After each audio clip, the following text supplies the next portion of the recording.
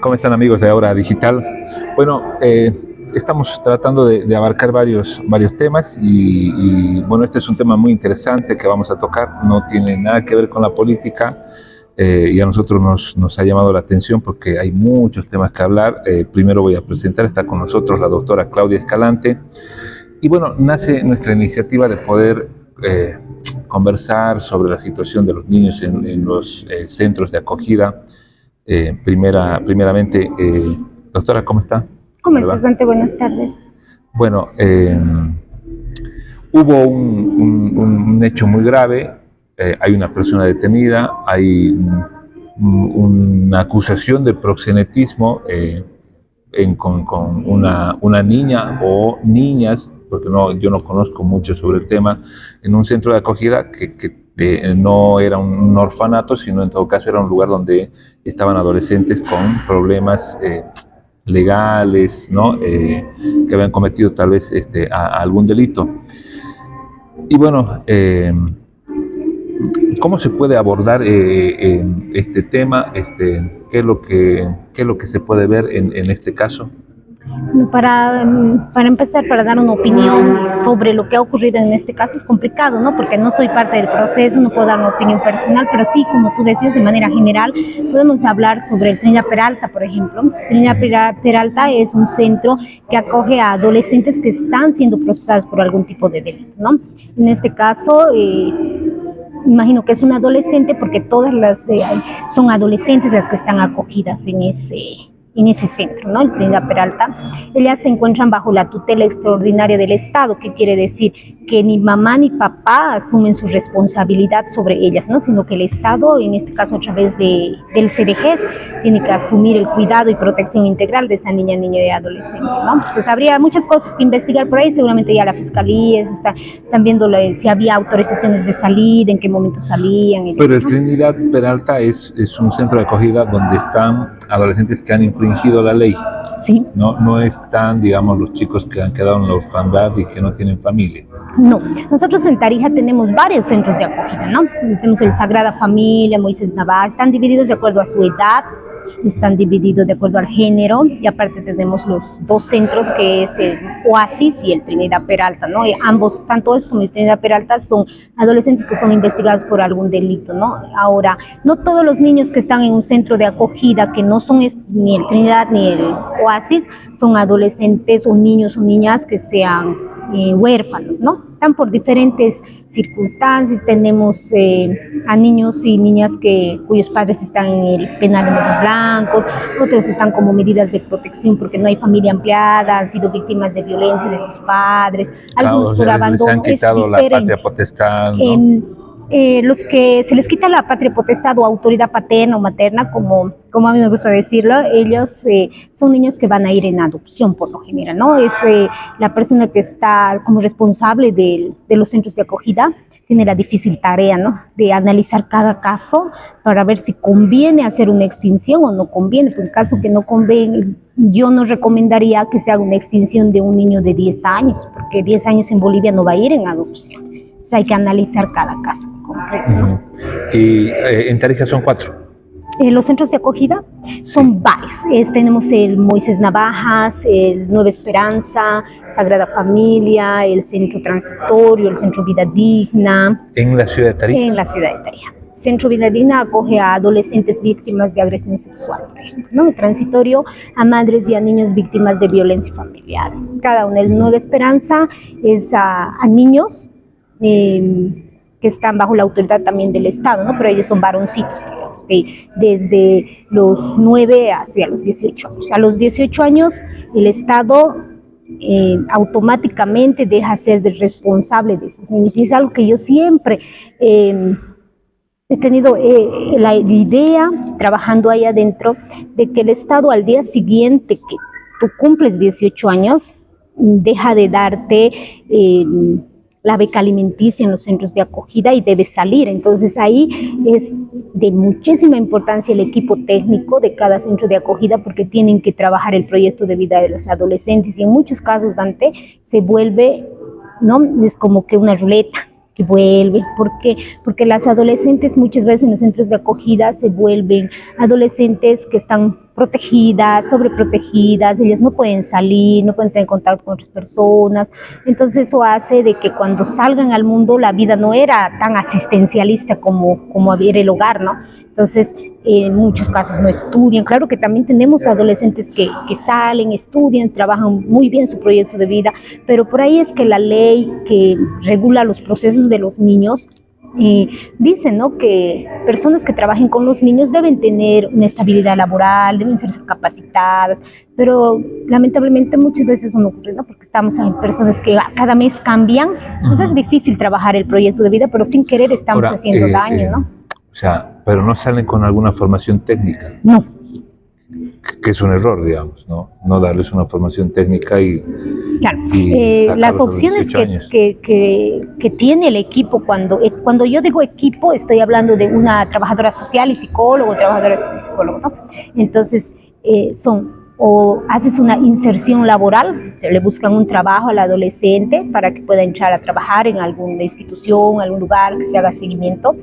También tenemos a personas que pueden salir con familia a los 18 años, ya empiezan a buscar, antes que cumplan 18 años, empiezan a buscar a su familia de origen, familia ampliada, alguien que se pueda hacer responsable, porque lamentablemente no se quedan por mucho tiempo. Lo que no ocurre con aldeas infantiles, por ejemplo, aldeas infantiles es un centro, es una institución que acoge a niños, pero es lo más parecido a una familia, ¿no? Entonces, son casitas de aldeas donde la mamá SOS le dan un monto de dinero y debe trabajar en como una familia, ir al mercado, hacer todo como una familia. ¿Por qué? Porque la institucionalización, lamentablemente, es la última opción del Estado y es un daño que se genera en los niños a largo plazo. Esos daños los vemos cuando ya son grandes, ya, ¿no? De ahí también es una de las causas de las violencias, yo creo, a las mujeres, ¿no? Porque estamos hablando de niñas prácticamente que a los 18 años, si estás sola, tienes que salir, ¿y qué haces, no? Entonces, conocen a alguien, tienen hijos, ellas saben que pueden dejarlo en el hogar y se vuelve a repetir, ¿no? Ahora, el tema del proxenetismo en adolescentes ya es cada vez más recurrente. Yo ayer veía una noticia en Santa Cruz que una compañera indujo a una niña, a una adolescente, ¿no?, de 14, creo, 13, 14 años, a prostituirse. Bueno, y la mamá se enteró viendo el celular. Bueno, lo primero, ¿qué debe hacer un padre, no? Se conoce más o menos cómo se puede reconocer si la hija, no se conocen muchos casos de varones, pero sí hay, digamos, el proxenetismo con adolescentes, pero bueno, más que todo se da con mujeres. ¿Cómo se puede reconocer siendo padre? Algo que a mí me parece importante antes de entrar a tu pregunta es que en Bolivia el índice de agresiones sexuales en niños es muy alto, pero inclusive me atrevería a decir que más que las niñas, ¿no? Pero tenemos ese tabú de no avisar, de no denunciar, para que los niños no sean señalados, ¿no?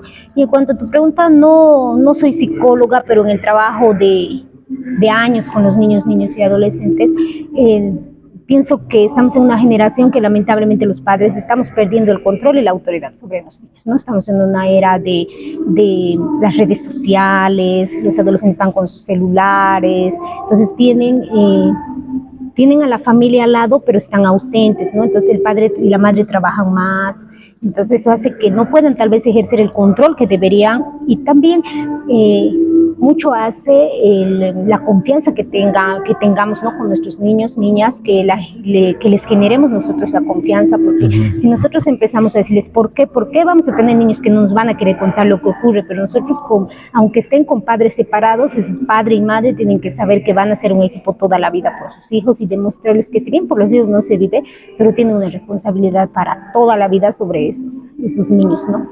Entonces, pasa mucho en las familias, yo creo, por el tema de ejercer el control como debería ser, y en el tema del Estado hay muchas cosas que hay que analizar, ¿no?, para ver qué es lo que está pasando con nuestros centros de acogida y con nuestros niños, ¿no? O sea, el papá puede revisar el celular de su hijo, ¿no?, en cualquier momento. Claro, tenemos que tener en cuenta que la ley 548, la ley que regula los derechos de los niños, niñas y adolescentes, nos dan a los padres y a las madres hasta los 18 años la autoridad sobre ellos, ¿no? Entonces nosotros como padres y madres tenemos que tener, uno, generar la confianza necesaria para que en algún momento que nuestro hijo esté en riesgo, en conflicto o cualquier situación que vaya a ocurrir, pueda acudir a nosotros y nosotros como padres tomar las acciones, porque ha ocurrido muchos casos que no les creen. Entonces yo lo que recomiendo es que si una niña, un niño, un adolescente, hay que creer y hay que defenderlo, ¿no? Ahora, si es que algún niño está siendo víctima de algún tipo de una agresión sexual, entonces las niñas se cohíben, ellas no quieren hablar, hay cambios en su comportamiento, no quieren asistir al colegio. Ahora también en los colegios hay mucho el tema de bullying, ¿no? Entonces, que he visto que ha ido incrementando demasiado en los colegios. En Santa Cruz he escuchado que hay incluso aquí en Tarija, ¿no? Ahora, golpes, cuando hay una agresiones. Claro, o sea, ¿qué haríamos? A ver, si tenemos a niños de 10 años que están así ejerciendo bullying sobre otro niño de 10 años, ¿no? Entonces, ¿qué hacemos? Entonces, en ese caso, la ley ha previsto un proceso que se llama infracción por violencia, que se tramita en un juzgado de la niñez y adolescencia contra los padres, porque los niños son inimputables, ¿no? Entonces, ¿para qué? Para que puedan ellos recibir terapia. Existe en el Intraid el curso para padres, el CDGES también da el curso para padres. Entonces, que podemos acudir a esos lugares para que nos enseñen a cómo manejar situaciones que antes tal vez nuestros padres las manejaban distinto, ¿no? Claro. Y bueno, siendo padre uno sí se entera que el hijo, la hija está pasando por esta situación de proxenetismo, por abuso sexual. Bueno, ¿qué es lo primero que debe hacer? ¿Cómo es el trámite judicial? Porque muchas personas no conocen. Ya. Yo primeramente, hay muchos lugares, instituciones donde pueden recorrer, es fiscalía, no necesitan abogado para ir a la fiscalía están obligados a recibir tu denuncia, inclusive verbal, a la policía, a la Defensoría de la Niñez, a poner en conocimiento y a denunciar, ¿no? Ahora, la primera institución que va a activar, si una persona va a la policía, al tratarse de un menor de edad va a llamar a Defensoría de la Niñez y el personal de turno de la Defensoría de la Niñez va a intervenir primeramente con esa adolescente o niña, que seguramente va a ser una intervención de cámara Gesell. Para los que no conocen, cámara Gesell es como un cuarto con muchos juguetes, donde la psicóloga, que es una perito, ingresa y hay los audífonos, ¿no?, en todo lado, y hay un vidrio como un espejo. Al otro lado está el fiscal, están los abogados, está la policía, defensoría. Entonces le dicen qué preguntas le va a hacer. ¿Para qué? Porque nosotros no podemos revictimizarla, ¿no? Entonces esa prueba va a ser utilizada hasta el juicio, porque algo interesante que pasa cuando estamos hablando de los niños es que ellos tienen la credibilidad. Es que cuando ellos dicen que ha ocurrido algo, es deber del Estado, de la sociedad y de la familia creer que ha ocurrido algo, ¿no? Lamentablemente existen hechos que tal vez no son tan aislados como pensamos, que muchas personas usan, ¿no?, entre comillas, esa credibilidad de los niños para inducirles a decir mentiras también, ¿no?, y hacer daño a terceras personas, que también me ha tocado ver esos casos, ¿no? Muchas veces pueden mentir, ¿no? En algunos casos son influenciados, entonces, pero también influenciar a un niño en qué decir es un delito, ¿no? Bueno, hay diferentes formas de, digamos, ir a la policía, ir a la fiscalía, y lo más conocido es ir a la Defensoría de la Niñez, de la Niñez, ¿no?